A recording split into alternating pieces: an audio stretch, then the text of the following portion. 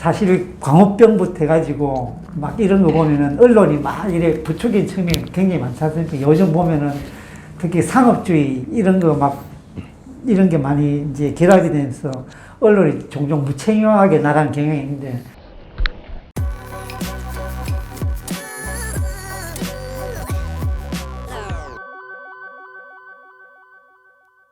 이승만 대통령의 탁월한 외교적 성취에도 불구하고 발췌개헌, 4.4 오입 개헌은 역사가들로부터 좋은 평가를 받고 있지 않습니다. 권 박사님은 발췌개헌, 4.4 오입 개헌에 대해서 어떤 견해를 갖고 계십니까? 일단 뭐 당시의 기준으로나 오늘의 기준으로는 이제 그 탈헌법적 행위이기 때문에 헌정의 연속성이라는 측면에서는 굉장히 이제 비난받아 마땅한 그런 행위라고 생각을 하고요. 하지만 그 발췌개헌하고 4.4 오입 개헌은 조금 차이가 있다고 보고 4.4 오입 개헌 같은 경우는 이제 솔직히 좀 변명의 여지가 너무 없다고 이제 생각을 많이 하고 있는데 발췌개헌 같은 경우는 잘 아시겠지만 그게 단순히 어떤 이승만 대통령이 집권 연장만을 위해서 일으킨 사건은 아니기 때문에 이제 상당히 조금 더 종합적인 접근이 필요하고 그런 측면에서는 어느 정도의 변명이 이제 가능하다고 생각합니다. 뭐 어떻게 변명을 하시겠습니까? 그러니까 아까 말씀하셨던 이제 에브레디 작전이 실제로 이제 미국이 작전을 짰고 그러니까 이승만 제거 작전이었죠. 이승만 제거 작전이 이제 가동되기 시작했고 거의 에브레디 전이죠. 에브레디는 이제 53년도에 이제 작성된 거고 그와 유사한 사건이 그 발췌개헌 앞두고 그러니까 부산 정치 파동 앞두고서 됐는데 그때 미국 국무부에서는 공공연하게 그 무초 대사를 시켜서 혹은 다른 경로를 통해서 그 당시 이종찬 장군입니까? 이종찬 장군한테 쿠데타를 일으켜도 용인할게 이런 메시지를 줬고 또 무초 대사도 김성수라든지 야권 지도자한테 우리 이승만 지지하지 않는다 이런 이야기를 공공연히 하면서 어떤 비헌법적 수단에 의한 이승만 정부 전복을 이제 부추기고 있었죠. 이제 하도 그 말을 안 들으니까 정전협정 말을 안 들으니까 그래서 부추긴 측면이 있었고 그 이승만 대통령으로서는 그 당시에 어떤 심경이었느냐면은 이대로 가다가는 우리 국민들이 목숨 통일도 못하고 그동안 피 흘린 값도 얻지를 못한다. 영원히 분단이 될 것이고 그런 상황이 될 것이다. 이렇게 이제 느꼈죠. 그리고 이승만 서한철이나 이런 데 읽어보면은 그 당시 미국이 이승만의 후계로 이제 점 찍었던 사람들이 조병옥하고 장면이었거든요. 그런데 이승만 대통령 입장에서는 조병옥이 되든 장면이 되든 집권을 하게 되면은 미국의 입장을 무조건 수용을 하게 될 것이다. 그럴 경우에 대한민국의 생존이 보장이 되지 않는다고 느꼈던 것 같아요. 이승만 서한철 같은 데 보면은 뭐 다른 문헌을 봐도 마찬가지지만 그러다 보니까 특히 장면에 대해서는 자주 이런 이승만 서한철이 한 두세 번 정도 너 그렇게 하면 안 된다. 미국 정부한테 잘 보이는 것만이 능사가 아니다. 화를 낼 때 내야 되고 뭐 이렇게 말하는 장면들이 있죠, 이제. 그러면서 이대로 가면은 우리 피 흘린 값도 얻지를 못한다. 그리고 생존도 보장받지 못한다. 그래서 내가 계속 집권을 연장하지 않으면은 대한민국 운명은 결단 날 것이다. 이렇게 이제 판단했던 것 같습니다. 그래서 그런 발췌개헌은 그런 측면에서 그 부산정치 파동 끝 마무리를 한 게 이제 발췌개헌이었던 거죠. 그러니까 부산정치 파동이라는 친위 쿠데타 유사한 걸 일으켰던 거는 이제 그런 동기가 숨어 있었던 거고 그런 변명이 이제 가능하죠. 그하고 발췌개헌은 그 부산정치 파동을 해결하는 거니까 그때는 개헌 자체는 뭐 직선제로 바꾸는 내용이 핵심이었으니까. 네, 국회 간선제를 대통령 직선제로 바꾸는 거였습니다. 그 자체가 이제 내용도 뭐 중요하지만 어쨌든 그 대한민국의 생존을 자기 나름대로는 확보하는 차원이었다. 이런 변명이 좀 가능할 것 같습니다. 그런데 사사오익계는 뭐 많은 분들이 또 그거는 이제 사사오익계 같은 경우는 이승만 대통령에 한해서 이제 영구집권이 가능하게 하고 그죠. 그 다음에 또 경제 관련 조항, 그 제헌헌법에 남아있던 초기 제헌헌법에 남아있던 사회주의적 조항들 이런 걸 이제 제거를 하게 되는데. 예컨대 근로자의 이익균점권이라든가 그런 걸 이제 없애는데 거기에 이제 큰 의의를 두고 싶으면 이제 둘 수도 있는데 제 같은 경우는 그 4.45개헌의 핵심 내용은 그게 영구집권이 가능하게 하는 게 그게 이제 핵심이었기 때문에 어떤 경제혁명이라는 측면에서 이야기하는 거는 약간 이제 좀 확대된 해석으로 보고, 왜냐하면은 귀속재산 불화가 계속 시행이 되고 있었지 않습니까? 그런데 기존의 제헌헌법 귀속재산 불화법을 그 제 책에서도 그 과정을 다루는데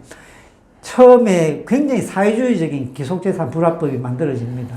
귀속재산 처리법이 만들어지는데 이걸 거부권을 행사하게 되죠. 이제 거부권을 행사해가지고 상당히 완화를 많이 하지만 여전히 주요 산업의 국유라든지 이런 조항들이 많이 있어가지고 의원들이 자주 그런 조항에 의거해가지고 툭 하면은 이제 어떤 요즘식 의학이면 자주시장경제정책을 이제 태클을 많이 거는데 이승만 대통령이 시행령이라든지 이런 걸 통해서 우회를 많이 합니다, 이미.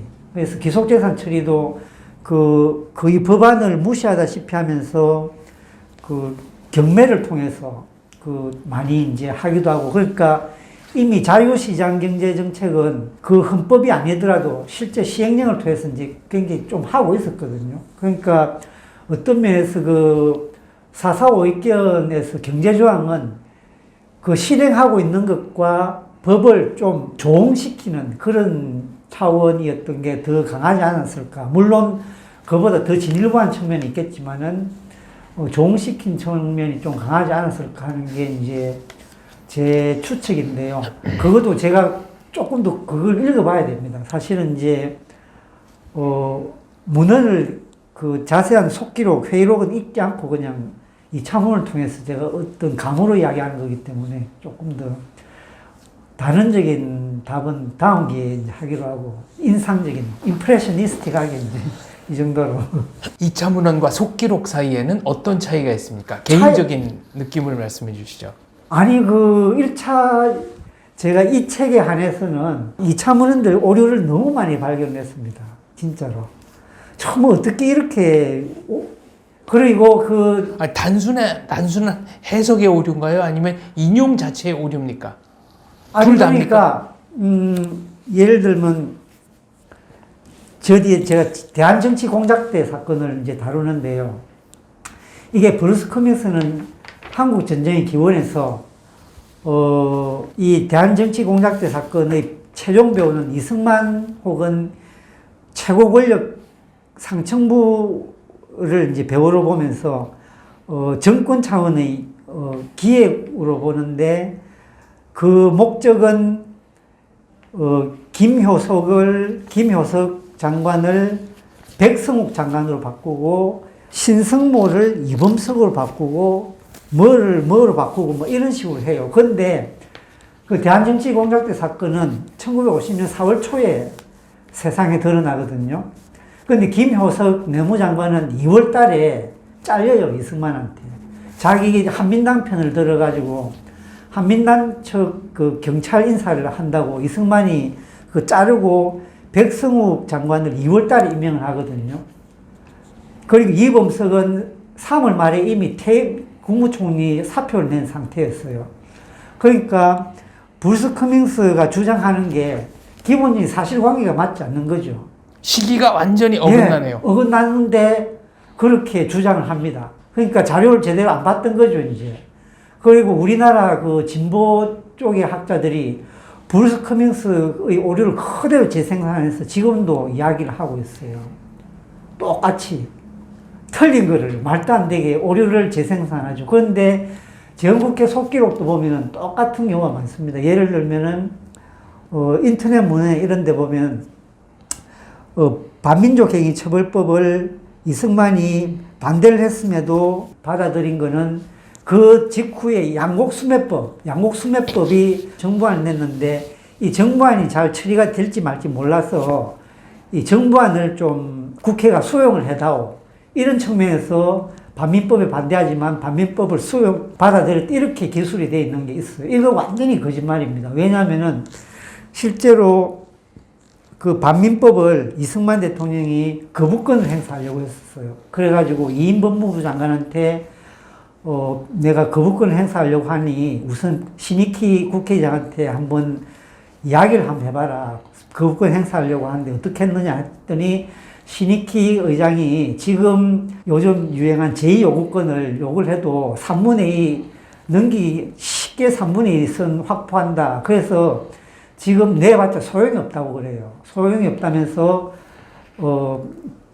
거부권 행사하지 말라고 하거든요. 그래가지고 거부권 행사를 접죠. 그하고 그 양곡수매법 같은 경우는 정부안이 잘 해결이 되고 있었어요. 물론 조금 문제가 있었지만, 그러니까 속기록만 읽었어도 그 저지르지 않은 오류를 너무 많이 저지르고 있는 걸 내가 굉장히 많이 보고 중간중간에 처음에는 1, 2주로 이제 제가 다 지적을 하려고 그랬는데 너무 이제 부질없다는 생각이 들어가지고 안 했죠.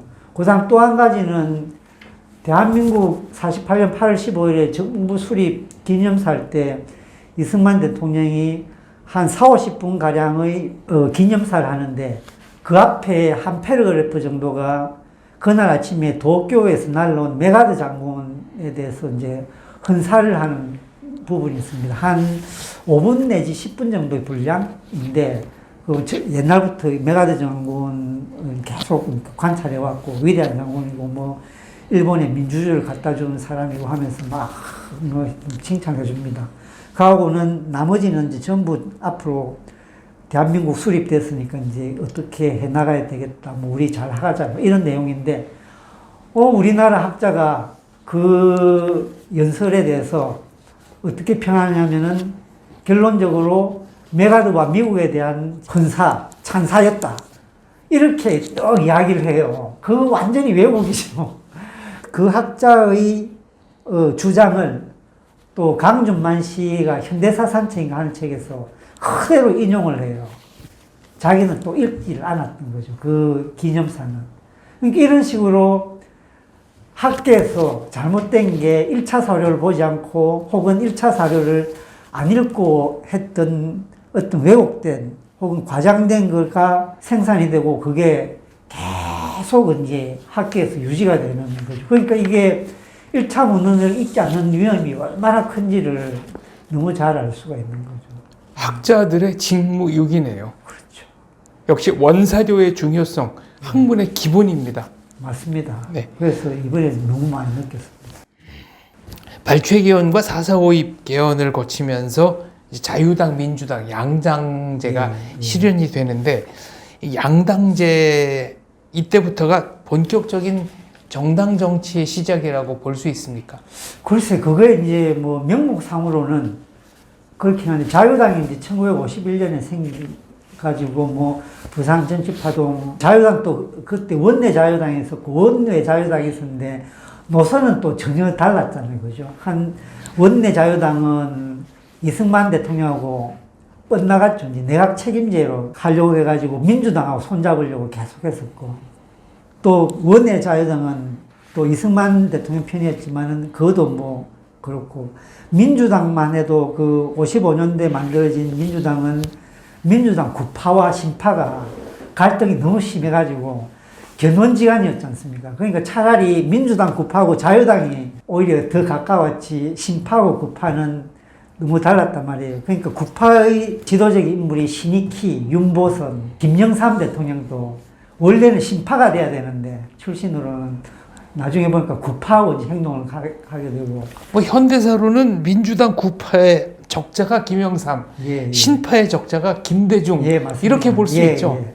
그런데 원래는 신파여야 되는 게 왜냐면은 민주당 구파는 한민당, 그 민국당으로 거쳐온 그 김성수, 신익희, 지청천 이런 그룹이 이제 구파해야 되는데 그 김영삼 전 대통령 같은 경우는 원래 자유당에 있다가 이승만 대통령이 삼선 영구 대통령 하려고 하니까 거기에 막 항의하고 이제 뛰쳐나와가지고 호원동지회인가 뭐 이런 데 참여하면서 민주당에 합류하고 요런 세력들은 이제 원래 신파로 분류가 되는 건데 그래서 원래는 이제 신파가 돼야 되는 건데 실제로는 이제 나중에 구파가 되는가 봐요. 그 다음에 김대중 전 대통령 같은 경우는 50대 말에 이제 신파로 들어가고. 근데 뭐 신파와 구파가 민주당 안에 있으면서도 견원지간보다 더 심하게 싸웠으니까 아직까지는 제대로 된 그 정당 정치라기보다는 파벌 정치 연장으로 이제 봐야 되는 거죠. 그러니까 1950년대 정치라는 게 사실 이승만 대통령이 맨날 우리나라는 진정한 정당 정치가 아니고 파벌 정치라고 계속 이야기를 해왔는데, 그 물론 자기가 어떤 정치적 어떤 저의를 가지고 한 발언인 측면도 있긴 하지만 사실 상당히 이제 그런 면이 있는 게 사실이죠. 정당 정치가 아직까지는 제대로 정착되지 않고 여전히 이제 파벌이 여전히 오히려 파벌 정치의 폐가 더 컸다고 봐야 되고, 뭐 제2공화국의 붕괴도 그런 측면에서 기인한 바도 이제 크다고 봐야 되겠죠. 제2공화국 성립으로 가는 길에 4.19가 있었습니다. 4.19에 대해서는 뭐 의거다, 혁명이다, 민주주의의 기념비다, 역사의 복권이다, 뭐 다양한 해석들이 존재하는데 어떻게 보십니까? 아니 뭐 혁명이라는 거는 이제 보통 어떤 근본적인 막 이렇게 대대적인 정치 시스템 자체가 막 휙 바뀐다거나 이럴 때 쓰는 거고, 동시대 사람들도 혁명이냐 의거냐 이렇게 논란이 좀 있었던가 봐요. 그러고 혁명이라 말을 쓰느냐 의거라 말을 쓰느냐에 따라서 그 후에 자유당 의원들에 대한 처벌에 대한 입장도 달라지고 뭐 그랬던 것 같습니다. 그래서 신파 같은 경우는 이제 혁명이란 쪽에 더 좀 무게를 실었던 것 같고, 구파는 이제 의거 쪽, 그러니까 연속성을 더 중요했는데, 그러니까 신파나 급진파 같은 경우는 4월 혁명 뒤에 만드는 헌법을 48년 재헌헌법을 있는 걸로 봤다고 그러고요. 그 다음에 의거라고 부른 측은 54년 헌법을 고치는 걸로 보는 거. 그러니까 사사오입견을 고치는 거고. 그러니까 불의의 원천을 이제 어디에 두느냐. 혁명으로 보면은 재헌헌법부터 문제가 있었다고 보는 거고, 의거로 보는 측은 이제 그거는 당연히 대한민국 헌법이고 54년 헌법이 잘못됐던 거다 이렇게 본 거고, 그렇게 되는 거죠. 그런데 이제 우리가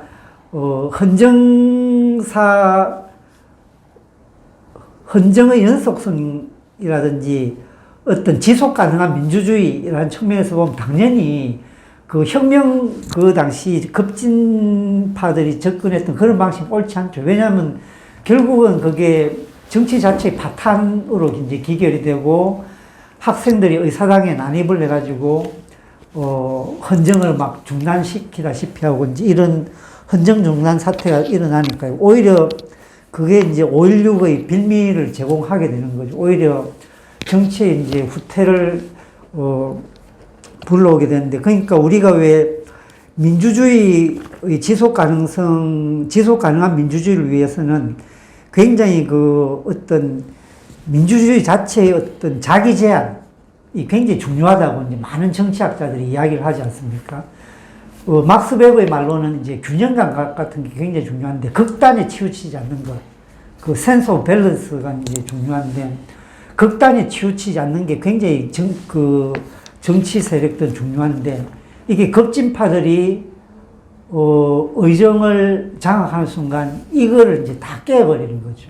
그 헌정 연속성을 깨고, 실제로 우리나라가 1990대 초반에 이른바 그 시민사회론 해가지고, 민주주의의 새로운 이제 민주주의 이론으로 시민사회론을 주장하는 그 이론이 많이 들어왔습니다. 그때 뭐 코헨이라든지 아라토라든지 이런 사람들 이름 들어보셨는지 모르겠는데 제가 아라토 이야기를 직접 들은 적이 있습니다. 미국에서 공부할 때 학교에 왔었어요. 그러면서 그 자기 제한적 민주주의 이런 말을 쓰면서 프랑스 혁명조차도 그 시민사회 세력이 스스로 제한을 하지 않음으로써 태도미도를 반동으로 기결되고, 그러니까 혁명의 반동화를 이제 부추겼다면서 자기 제한적 민주주의 이런 용어를 쓰는 거 보고 굉장히 이제 인상이 깊었는데, 4월 혁명 같은 경우도 불의에 대항하고 민주주의의 붕괴에 대해서 저항한 건 옳지만 그 이후에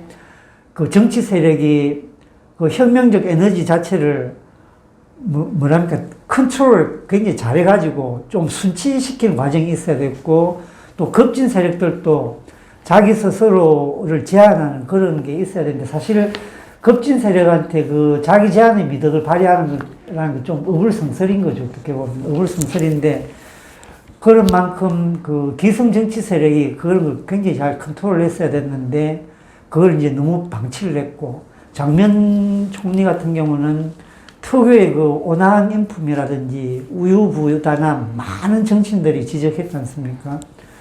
그 우유부단함 때문에 그 급진 세력을 제어하지 못했던 게 이제 제2공화국이 무너질 수밖에 없었던 그런 것 같아요. 질문에서 좀 어긋나는 것 같아요. 아닙니다.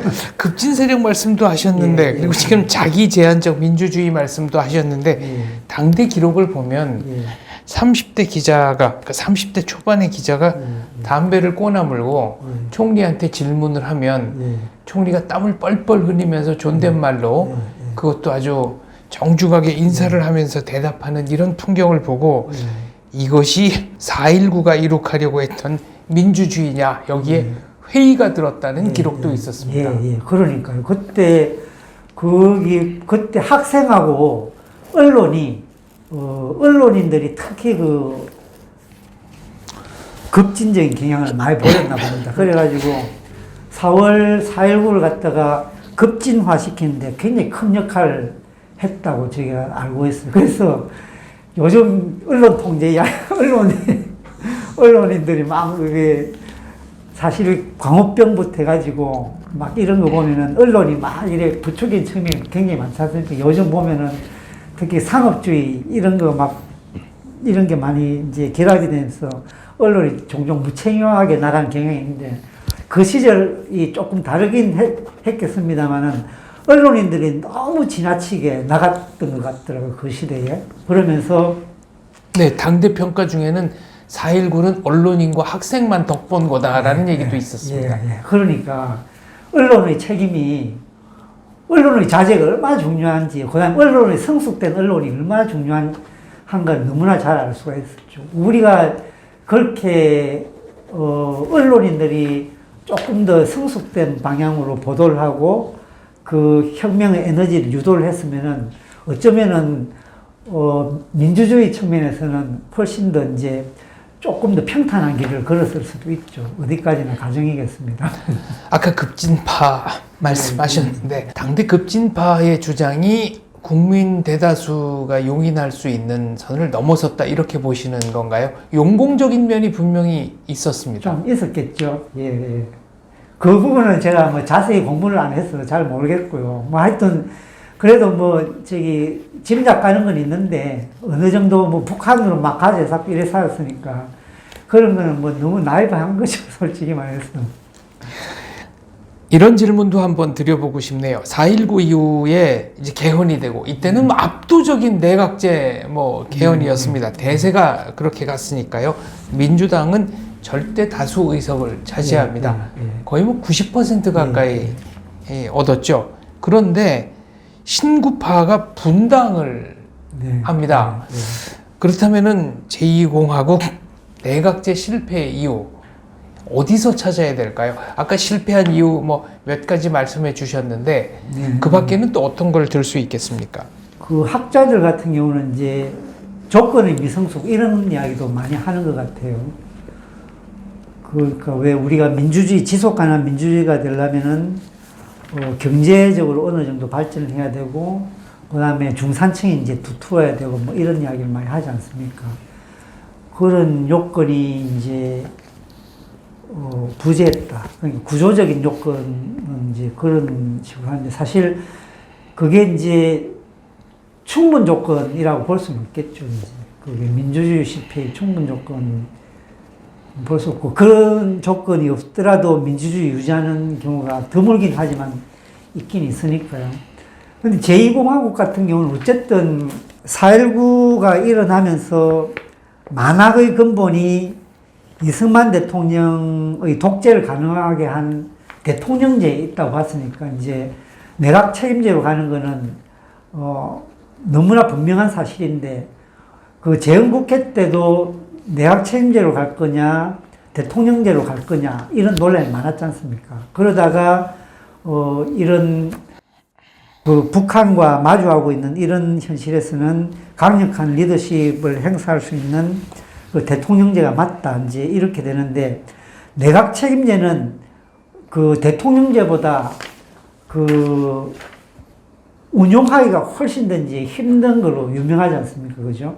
그러니까 정당 문화가 굉장히 말 정착이 돼 있어야 되고, 운용하기가 굉장히 힘들어요. 그래서, 프랑스 같은 민주주의 역사가 오래된 경우에도 그 2차 대전 후에 드골이 집권하기까지 9차례인가 걸친 내각 교체가 있었죠. 내각 교체가 있었고, 나중에 50년대 말로 가서는 내각이 완전히 붕괴가 되는 그런 상황이 왔죠. 알제리 사태 네. 맞으면서. 그래서 대통령제 아니면 안 한다라고 맞습니다. 요구했습니다. 예, 드골이 대통령제로 나가지 않으면은 수상에 총리에 취임하지 않아. 그래가지고 총리에 취임하고 나서 대통령제를 바로 바꿨죠. 이제. 그러니까 내각 붕괴가 일어났고 독일 같은 경우도 바이마르 공화국에서 내각 붕괴가 이제 일어나죠.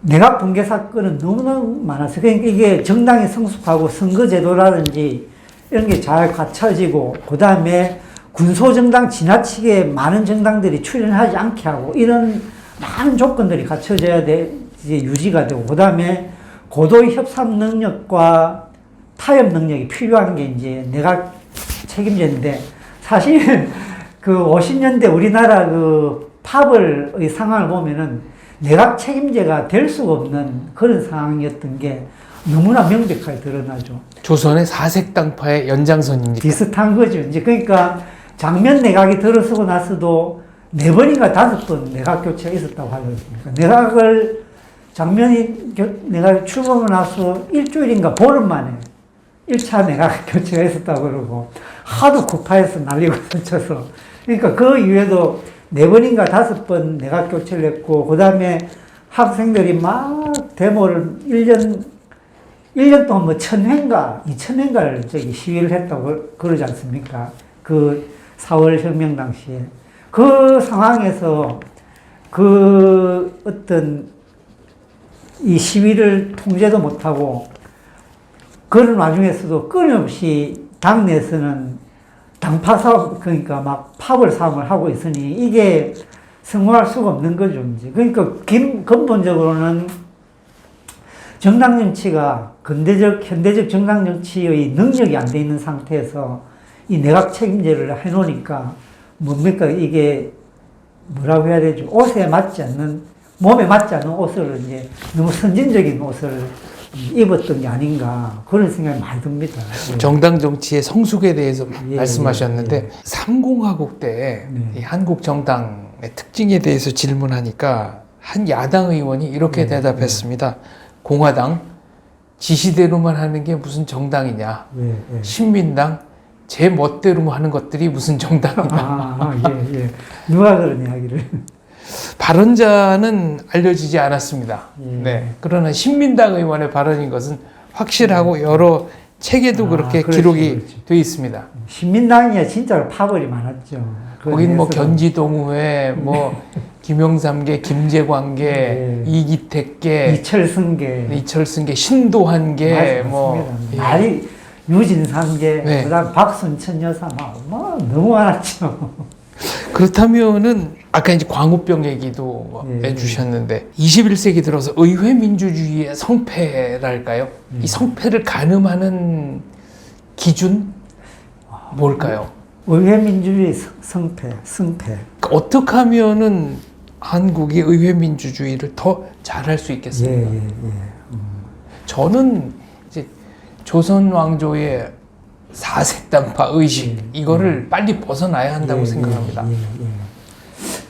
그게 그런 경향이 여전히 강하죠. 그러니까 이제 스페인 태생의 미국 정치학자로 유명한 사람 중에 후안 린츠라고 있지 않습니까? 왜 대통령제 위험이라는 걸 해가지고 그쪽으로 아예 한 문헌이 이제 리터처가 형성이 되어 있을 정도로 유명한데 지속 가능한 민주주의에는 대통령제 위험이 많고 내각 책임제가 훨씬 더 좋다. 혹은 조금 더 범위를 넓힌 합의제 민주주의가 지속 가능한 민주주의에 훨씬 더 유리하다. 이렇게 해가지고 대통령제 위험이라는 거를 이야기하는 사람이 있어요. 그래가지고 1980년대 초반부터 이제 그 논쟁이 그 구미학계에서 많이 일어나서 90년대에는 막 그 정치학 민주주의 문헌에서는 그게 완전히 도배를 했습니다.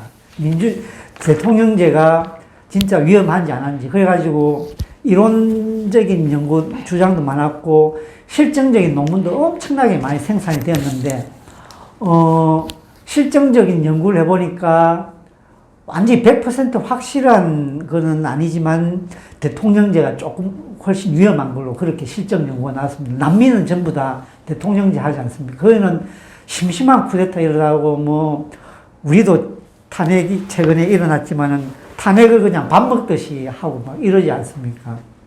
남미 국가들이. 그러니까 그런 실증할 수 있는 통계 패키지를 써가지고 실증할 수 있는 이제 그 정도로 많은 사례가 축적이 되어 있습니다. 그래가지고 대통령이 더 위험하다고 이제 하는데 그 중에 또 그 논의 중에 사르토리라는 이태리 학자가 있는데요. 이분은 이제 어떻게 좀 이야기를 하냐면은 대통령제냐 의원 내각제냐 중요한 게 아니다. 결국 지속 가능한 민주주의는 의회 정치에 합당한 정당이 존재하느냐 아니냐가 그 의회 정치 합당한 정당 이게 가장 중요하다. 그래서 정당의 사회화 이게 굉장히 중요하다는 표현을 씁니다. 정당의 사회화. 그러니까 우리가 역사를 쭉 이제 내려다 보면 정당들이 과거에 거친 게 또 없어지고 또 막 옛날엔 복잡게 되다가 나중에 역사가 진행되면서 좀 정리가 되지 않습니까? 영국만 하더라도 그 정당의 역사가 그 토리하고 피그당이 오랫동안 있으면서 싸움도 하고 막 하다가 그 역사적으로 진화를 해가지고 뭐 많이 있던 정당들이 조금 뭉쳐지고 뭐 이러면서 이제 거의 정리가 되고 미국 같은 경우도 그 공화당이 원래는 링컨의 공화당이었지 않습니까?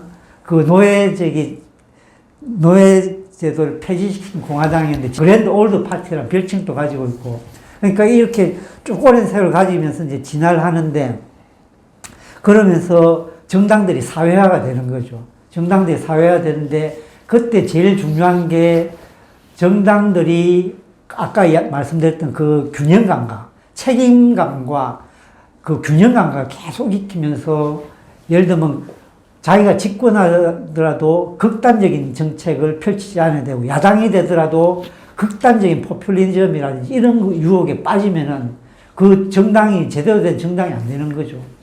그렇게 돼야 되는데 그래서 정당에서 제일 중요한 게 우리나라 정당에서 지금 필요한 것 중에 하나가 실패로부터 배우지 않는 것이 굉장히 결여되어 있다고 그런 생각을 많이 합니다. 왜냐하면은 우리나라에서는 정당이 큰 잘못을 저지르잖아요. 그러면은 당명부터 바꿔요. 당명부터 바꾸고 그 실패를 지워버리려고 합니다. 그러면 사회화가 안 되죠. 그럼 예를 들면 지금 국민의힘에 가면은 자기들 당수 사진을 걸어 놓는데 전두환 사진 없어지고 박정희 사진 없고 박근혜 사진 없고 뭐 이런 식입니다. 이제. 그 다음에 민주당 가면 거기는 뭐 아직 배출된 게 안 되니까 다 있겠죠, 이제. 그런 식으로 하면은 안 되는 거죠. 그래서 제가 옛날에 탄핵이 일어나고 나서 새누리당이 당명을 바꾸잖아요. 자유한국당을 바꾸는데. 그래가지고 내가 어느 당직자를 안 만나서 당명 막 바꾸려고 한다고 그래. 그래서 왜 바꾸려고 하느냐. 당면 그대로 두고 실패로 또 배하라고 내가 그런 이야기를 이제 한 적이 있는데. 그러니까 이게 그런 실패가 있으면은 처절하게 반성을 해서 잘못을 고치고, 그 실패의 역사를 자기 역사로 해서 체화를 하고, 그러면서 이제 성숙하고 사회화되고 이런 건데, 그런 건 안 하고 이제 딱 간판 갈아치고 화장만 싹 하고. 그러니까 이해찬 총리가 당적이 7번 바뀌었는데 본인은 일관성을 유지했다고 하지만 하도 당명을 바꿔서 어떤 당이었는지 순서대로 기억을 못 한다는 겁니다. 예. 이건 여야다 마찬가지인데 그렇죠. 한 정치평론가가 주인도 그대로고 주방장도 그대로고 서빙하는 사람도 그대로고 인테리어도 그대로인데 식당 간판만 바꿔단다고 음식 맛이 바뀌겠냐. 좋은 이야기입니다. 그러니까 그런 거 태도가 잘못된 거죠. 이제. 그 정당이 하여튼 계속 그대로인, 물론 정당이 뭐 이런 정당도 있고 저런 정당도 있겠습니다만은 맨날 쇼만 하니까요. 쇼만 계속하고 그러니까 뭐 잘 바뀌지 않는 것 같습니다. 대통령제의 폐해로 탄핵 쿠데타, 이제 친위 쿠데타 말씀도 하셨는데 내각제는 바이마르 공화국이나 한때 이탈리아의 경우에서 보듯이 그래서 이제 독일이 건설적 불신임제도 동원하고 했습니다만 내각제 역시 취약하기는 마찬가지 아니겠습니까? 그런 것 같습니다. 그래서 우리가 2000년대에 들어서 일본이 물론 그 잃어버린 20년 현상도 있었지만은 2000년대 들어와서 왜 내각 교체가 굉장히 잦았던 시기가 있지 않습니까? 그때 2006, 7년 언저리 보면은 야당으로 갔다가 막 다시 자민당 왔다가 하면서 막 많이 흔들린 그런 경우가 있었죠. 이제 그때 그 세계 외교 무대에서는 전부 그 한국한테 리드를 다 빼앗겼더랬어요. 그 일본이. 그러니까 내각 책임제가 운용이 솔직히 쉬운 제도는 아닌 것 같아요. 그리고 앞으로 우리나라가 지금 학자들을 보면은 아까도 말씀드렸지만은 많은 정치학자들은 내각 책임제도로 가는 게 지금 제왕적 대통령제의 폐해를 고치는 유일한 길이라고 말하고, 또 아까 말씀하신 독일의 그 건설적 불신임제도 그거를 도입해서 헌정 중단이 없게 하고 내각 교체를 좀 어렵게 하는 그런 이제 제도를 받아들여야 된다는 이야기를 많이 하는데, 솔직히 이제 저도 개인적으로는 독일의 그 건설적 불신임 제도에 할 수만 있다면 제일 좋겠다는 생각이 듭니다. 하지만 다른 한편으로는 잘 해내겠느냐는 의심이 강력하게 이제 들죠. 왜냐하면 이때까지 해온 게 있는데 여전히 그 엄청난 그 파벌성을 극복하지 못하고 있고, 그 어떤 습관과 행태라는 걸 그대로 두면서 옷만 바꿔입는다고 그게 제대로 되겠느냐는 이제 생각이 들죠. 이거 툭 하면은 아마 국회 해산 벌어지고 내각 불신임 일어날 거고 이럴 가능성이 굉장히 높지 않을까 하는 생각이 막 들어요, 솔직히. 총선을 1년, 2년마다 하는 거네요. 네. 그래서 어떤 분은 농반, 진반으로 대통령 득표율에 따라서 임기를 분할하자는 얘기도 한 적이 있습니다. 87년 제재는 어떻게 보십니까? 5년 단임이 본질적으로는 임시조치였다. 여야 타협의 산물이었다라는 분도 계시고, 어쨌거나 그 당시 가장 합리적인 선택을 한 거다라는 분도 계시는데 벌써 30년 가까이 됐습니다. 그러니까 그래서 87 체제에 대해서 이제 좀 생각을 해보니까 요즘은 다 부정적인 의미로 많이 쓰지만 상당히 긍정적인 의미도 있는 것 같아요. 왜냐하면은 그 50년대에는 이 집권 전략이 전부 개헌하고 연결이 되더라고요. 여당이든 야당이든. 이승만 대통령도 처음에 이제 간선제 대통령제를 시작했다가 집권을 이제 재임을 하려고 하니까 직선제가 유리하겠다 싶어서 개헌을 하죠. 그 다음에 또, 재선을 했는데 3선을 하려니까 또 개헌이 필요했고, 그래서 가려고 하는데 또 민주당 쪽에서는 자기들이 집권을 하려면 이 압도적인 카리스마적 인기를 가진 이승만 대통령을 이기기 위해서는 대통령 선거에 나가면 안 되니까 총리밖에 할 수가 없어서 총리, 실권을 가진 총리제를 하려니까 내각 책임제 개헌을 계속 요구하고 또 자유당 또 50년대 후반으로 가면은 포스트 이승만을 구상을 해야 되는데 자유당 내에서도 이기붕 같은 경우는 또 의원 내각제 개헌을 구상하더라고요. 그러니까 50년대는 집권이 곧 개헌으로 연결되는, 그러니까 그 개헌이 일상화되는 굉장히 헌정적으로 그 불안정한 체제가 계속돼요. 박정희 정부에 와서도 삼성 개헌이 있었죠. 그 다음에 유신헌법 개헌이 있었죠.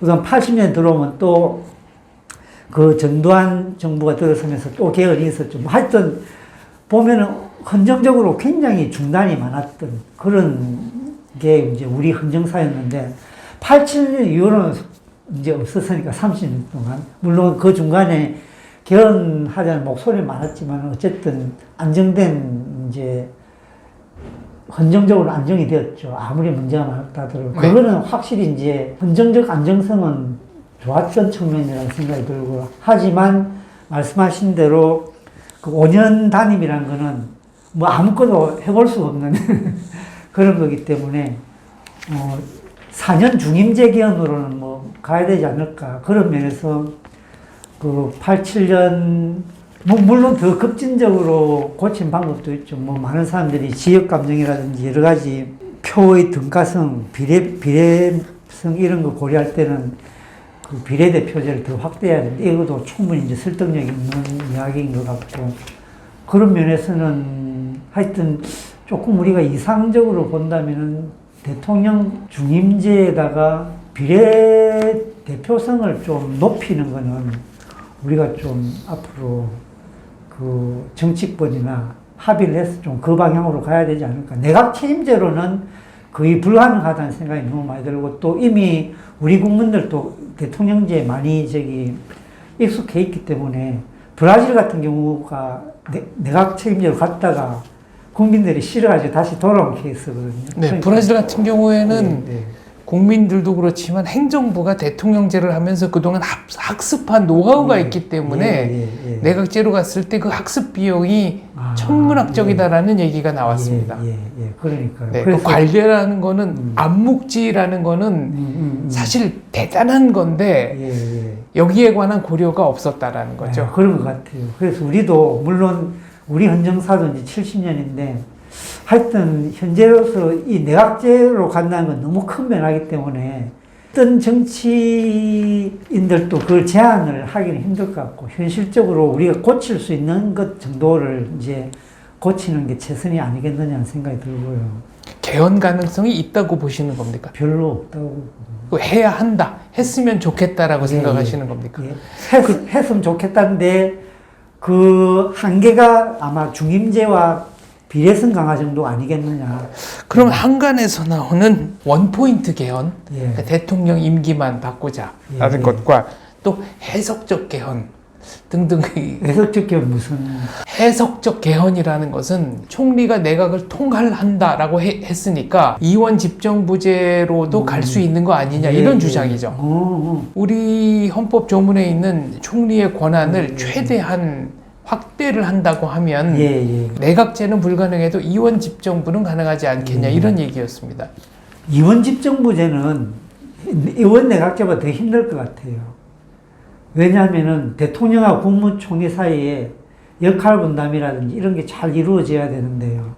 물론 노무현 대통령 시절에 이해찬 총리한테 굉장히 많은 권한이 이제 주어졌는데 그거는 굉장히 예외적인 케이스고, 권력이라는 게 이제 분점이 잘 안 되는 걸로 유명한데 그게 쉽겠냐는 생각이 들고, 프랑스 같은 경우가 이제 세미 프레지덴셜리즘, 원래 이원 집정부제 비슷하다고 그러지 않습니까?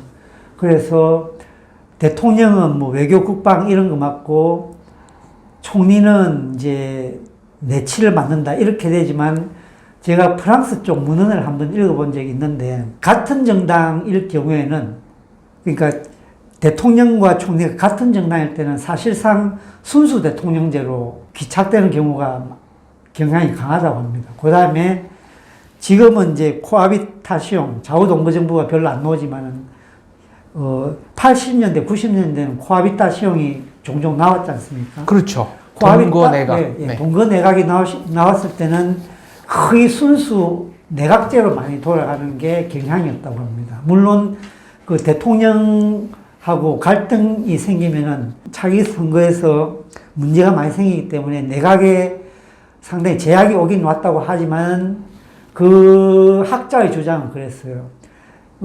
수상과 총리와 대통령의 당직이 같을 때는 순수 대통령제로, 다를 때는 순수 내각제로 환원된다. 이게 이제 그 사람의 결론이었고, 그런 걸 보면은 이 해석을 통한 개헌은 현실적으로 굉장히 제가 느끼기에는 쉽지 않으리라고 생각을 합니다. 지금 헌법 조문을 제가 찾아보니까요. 예, 예. 헌법 제86조 2항에는 행정에 관해 국무총리는 대통령의 명을 받아 행정각부를 통할한다. 또 87조 1항에는 국무위원은 총리의 제청으로 대통령이 임명한다. 예, 예, 예.